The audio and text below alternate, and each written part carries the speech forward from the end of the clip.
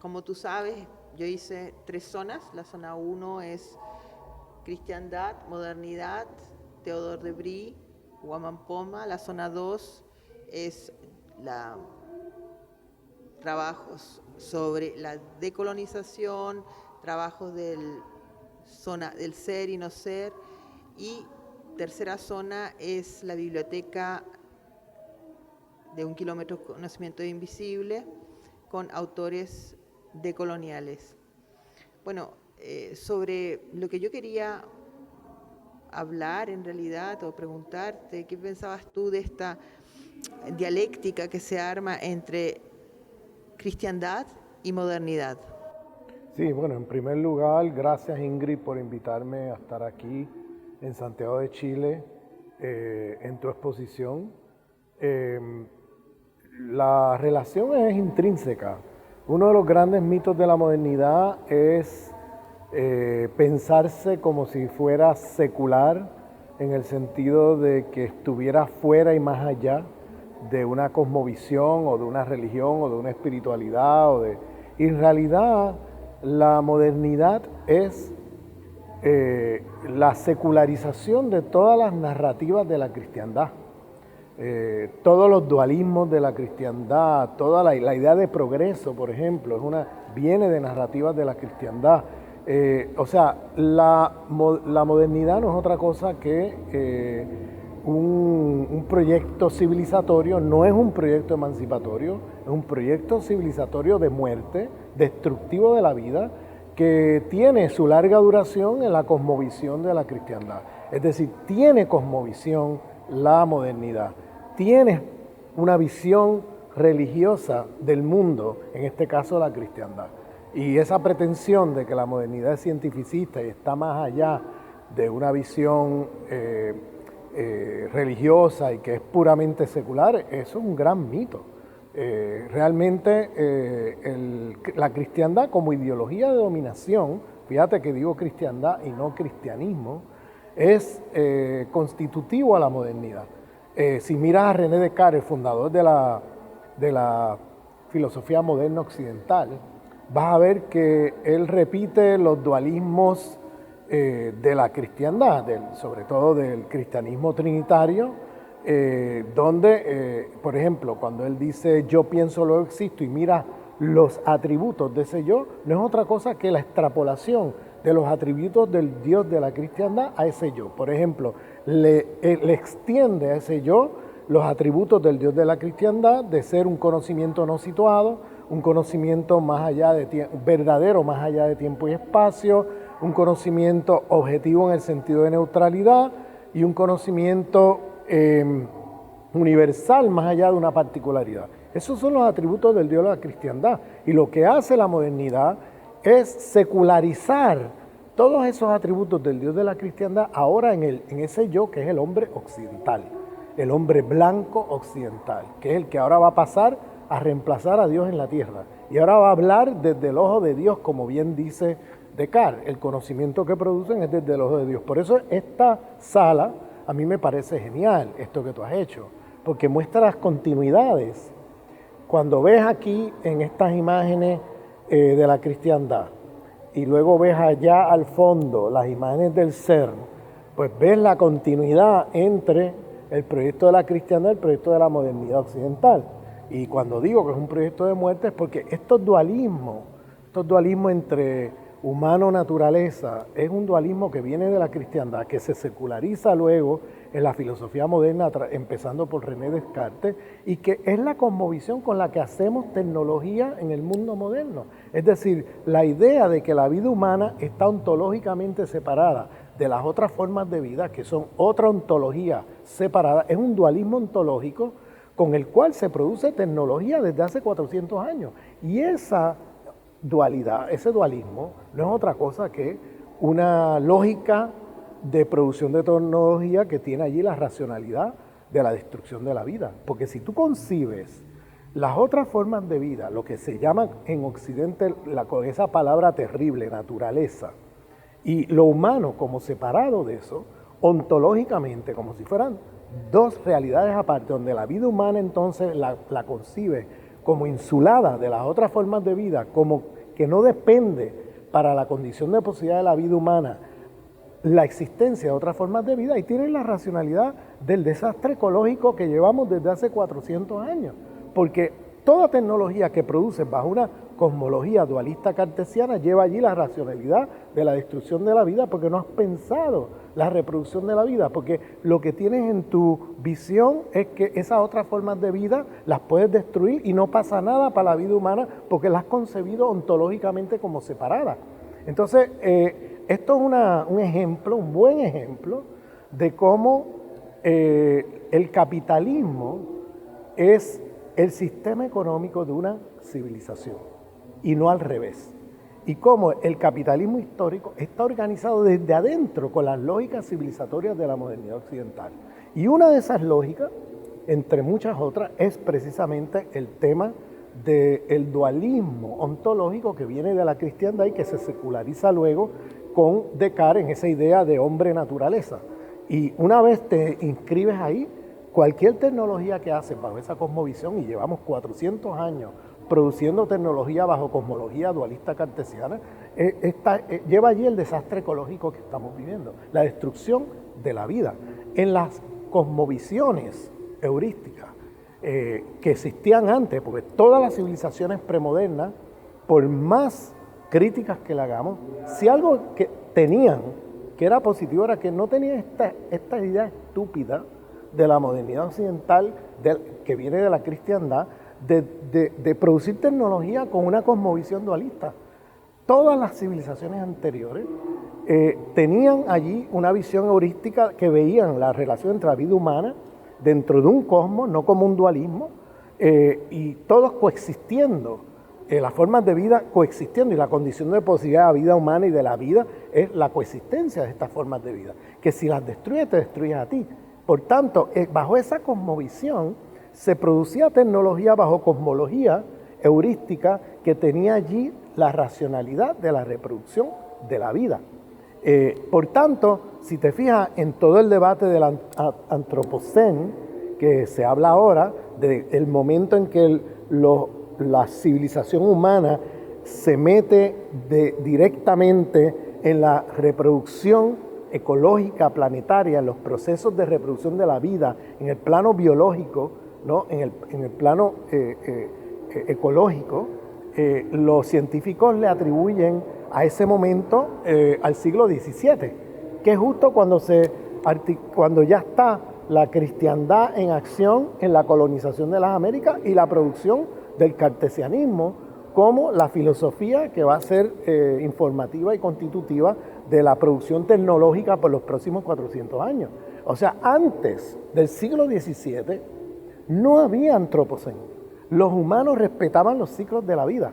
Todas las civilizaciones del pasado nunca se metieron a destruir los ciclos de la vida. Mantenían siempre un balance porque entendían por su cosmovisión holística que cualquier tecnología que haga tiene que tener allí la racionalidad de la vida, porque sabes que si destruyes esas otras formas de vida alrededor tuyo, te destruyes a ti.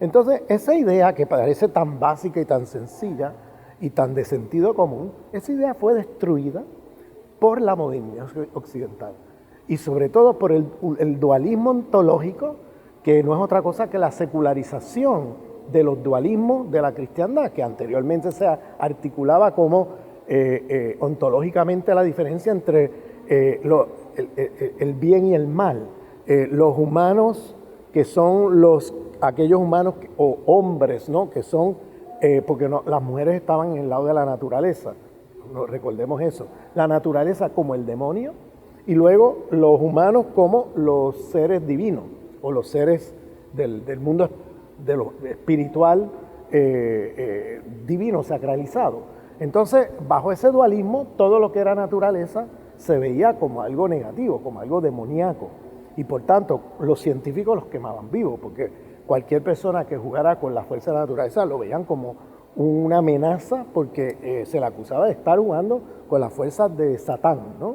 Ese dualismo se seculariza con Descartes en ese dualismo ontológico de hombre-naturaleza.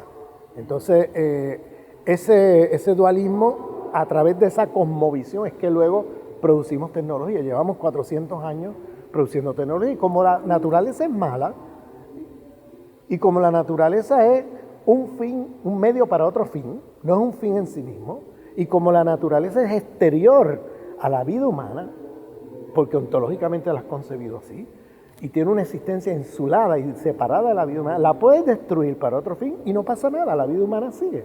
Eso es una gran falacia, y lo estamos viendo ya en el siglo XXI, donde no sabemos cuánto dure la vida en el planeta Tierra luego de esta civilización de muerte.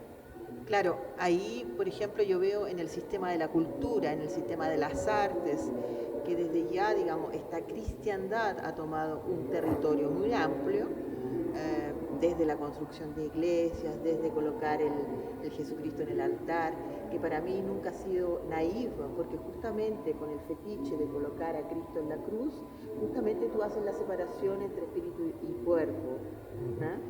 Ahí, desde el arte, justamente se va a reproducir una imagen en el cual en la ciencia va a ser reutilizado. Y hasta hoy en día, la producción artística inherentemente no es separativa a lo que políticamente se está haciendo desde la modernidad. O sea, el artista, en este medio que estamos ahora, digamos, tiene que estar muy consciente que estamos en un territorio muy complejo de reproducción de saberes y reproducción de imágenes. Cuando trabajamos con la reproductividad de imágenes o la representación, esto viene desde muy lejos, digamos, ¿ya? Desde muy atrás, desde la cristiandad. Desde ahí sale toda una simbología de fetiche, donde se va a utilizar ese corpus en la cruz y se va a hacer la separación entre espíritu y cuerpo. Y claro, tú puedes utilizar ese cuerpo como te interese, digamos, ¿no? Y el espíritu no se va a reflejar, digamos, porque es algo que no va a interesar en ese momento, ¿no? Y ahí, a lo que tú dices, digamos, que ese traspaso en la ciencia también, digamos, donde cuando hablamos de ciencia no se ven los cuerpos, pero justamente se ven los actos de reproductividad de algo que te va a dar un territorio para un desarrollo de vida, pero en realidad es un desarrollo a la muerte. Desde ahí la pregunta mía es, ¿qué opinas tú de esta imagen? ¿Qué opinas tú de esta imagen, Cristo en la cruz, en confronte a esta modernidad? Sí, este dualismo que tú hablas de que se materializa en esta imagen, de cuerpo, o sea, y espíritu, ¿no? Se traduce nuevamente en el cartesianismo. Se seculariza en el cartesianismo como el dualismo mente-cuerpo. Entonces se separa la mente del cuerpo. Entonces se empieza a producir una epistemología que se asume desde el ojo de Dios, como si no estuviera situada en el mundo, como si los seres humanos produjéramos conocimiento desde una nube, ¿no? Cuando todos producimos desde cuerpos y desde momentos históricos sociales particulares. Entonces nadie puede reclamar un conocimiento desde el ojo de Dios, que es la pretensión de la filosofía que comienza con René Descartes, que es la idolatría, ¿no? Un yo idolátrico, que va a estar siempre ahí reproduciéndose en gran parte de la filosofía occidental. Lo puedes ver luego más adelante en Hegel, claramente, donde es un yo que se asume como Dios en la tierra. Y en Hegel es el yo del Apocalipsis, es el Dios del Apocalipsis, el Dios que está al final de la historia, ¿no? Y como Hegel se pensaba como el filósofo del fin de la historia, porque pensaba que la civilización occidental era lo máximo y que ya no iba a haber nada nuevo después y que la civilización occidental era la superior, pues él se pensaba como el filósofo del fin de la historia y podía entonces, él asumía que él reconstruyendo todos los conocimientos de la historia, haciendo una reconstrucción histórica de las categorías conceptuales a través de las diferentes civilizaciones, él pensaba que podía producir el conocimiento de todos los conocimientos, es decir, el ojo de Dios. Entonces se sacralizaba. Él como el filósofo sacro, ¿no? Como Dios en la tierra. Este tipo de arrogancia es una arrogancia imperial, como siempre nos recuerda el filósofo de liberación Enrique Dussel, porque esa arrogancia idolátrica de pensarse como produciendo un conocimiento equivalente a Dios. ¿Quién habla ahí? ¿Quién habla ahí? ¿Cuál es la corpopolítica del conocimiento y la geopolítica del conocimiento de esos filósofos? Pues es el yo imperial, el ser imperial el que está hablando, que una vez ha conquistado el mundo, entonces produce un conocimiento como si fuera el ojo de Dios. Dice Dussel que el yo pienso, luego existo idolátrico de Descartes, que ese yo se piensa como Dios, está precedido por 150 años de yo conquisto, luego existo. Es decir, la condición de posibilidad de esa arrogancia imperial de pensarse produciendo un conocimiento equivalente a Dios no es otra cosa que 150 años de yo conquisto, luego existo. Yo le añado a Dussel que hay una mediación entre el yo conquisto y el yo pienso idolátrico, y es el yo extermino, luego existo. Es decir, hay un proceso también genocida y epistemicida que se da en el largo siglo XVI con la conquista de Al-Ándalus, la conquista de las Américas, la conquista de África y la quema masiva de mujeres acusadas de brujas. Ahí se constituyen las dos ejes, racial y patriarcal, de la modernidad occidental. Y a través de ese yo extermino, luego existo, es lo que hace que ese yo conquisto, luego existo, devenga en un yo pienso, luego existo, idolátrico como el ojo de Dios.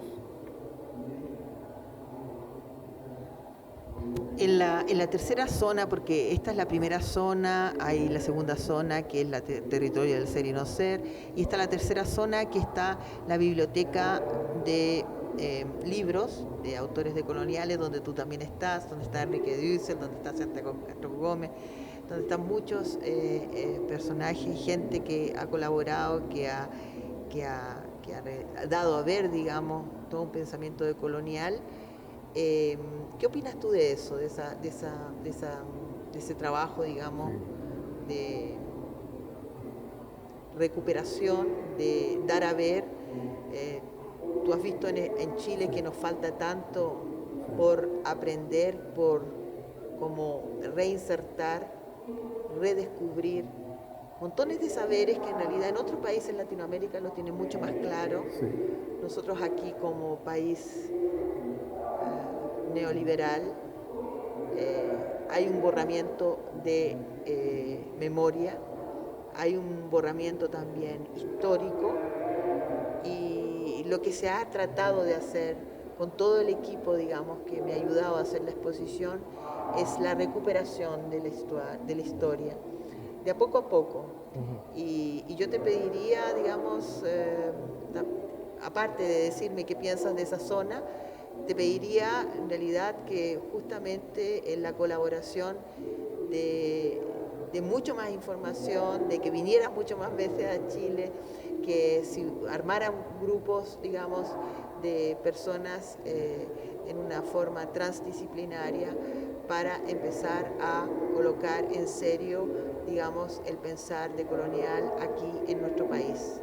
Eso, me gustaría que me respondieras qué piensas de esa zona que tratamos de lo máximo, digamos, con los estudiantes y teóricos a buscar, digamos, libros. Tenemos más o menos 1200 y podrían ser muchos más porque podríamos llegar a un museo decolonial en realidad.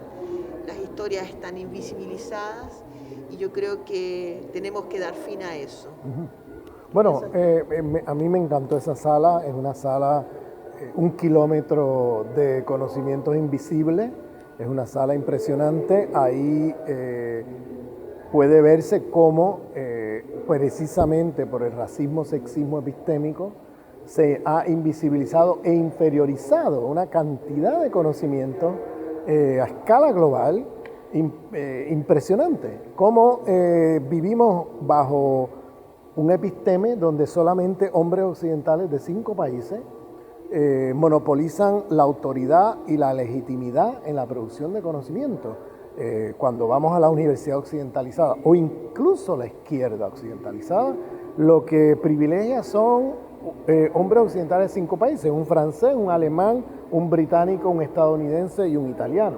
El resto del pensamiento crítico del mundo está invisibilizado y esa sala es genial. A mí me parece genial lo que tú has hecho, porque has puesto ahí, has hecho visible toda una genealogía de pensamientos plurales que han estado inferiorizadas por el racismo, sexismo epistémico de la epistemología moderna occidental. Entonces, el hacer eso visible a mí me parece un acto de liberación decolonial en el plano de la estética y del arte. Y creo yo que el arte tiene que ser así, un arte al servicio de la liberación de los pueblos. Un arte que no se quede en una estética colonial, al servicio de los dominadores de los pueblos, ¿no? de los sectores dominantes, explotadores, sino un arte al servicio de los pueblos. Y ahí se refleja claramente la diversidad epistémica. Es decir, rompes con la idea del uni-versalismo, uno que define para todos qué es verdad, qué es realidad y qué es lo mejor para ti.